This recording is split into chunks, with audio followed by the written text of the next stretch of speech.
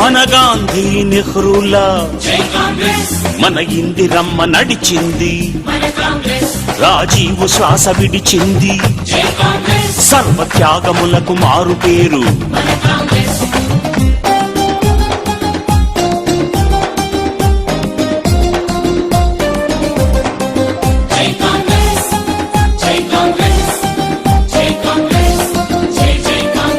మనకు మహామహులనిచ్చింది, మన దేశమంతా మెచ్చింది.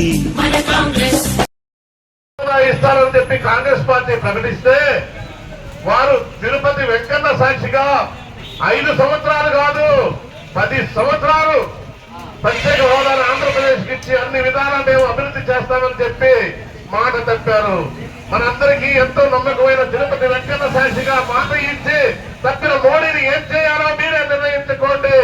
ఈ రోజున మన రాష్ట్రానికి ఒక రాజధాని కూడా లేకుండా అగమ్య గోచరమైన పరిపాలన కొనసాగిస్తున్న ఈ వైసీపీ యొక్క పార్టీని, అలాగే భారతీయ జనతా పార్టీకి డైరెక్ట్ గా సపోర్ట్ చేస్తున్న తెలుగుదేశం పార్టీని కూడా, ఈ 2 పార్టీలను కూడా ప్రజలు తిరస్కరించాలని చెప్పి ఈ సందర్భంగా కోరుతున్నాం. అందరికీ నమస్కారం అండి. నా పేరు గన్నపూడి అలెగ్జాండర్ సుధాకర్ రెడ్డి. నర్సరావుపేటలో 31 సంవత్సరాలుగా న్యాయవాదిగా పనిచేస్తున్నాను, పబ్లిక్ ప్రాసిక్యూటర్గా పనిచేశాను. నన్ను ఈ రోజున ఏఐసిసి వారు నర్సరావుపేట పార్లమెంటు సభ్యునిగా పోటీ చేసే అవకాశం ఇచ్చింది. ముందుగా నేను మల్లికార్జున ఖర్గే గారికి, సోనియా గాంధీ గారికి, రాహుల్ గాంధీ గారికి ధన్యవాదాలు.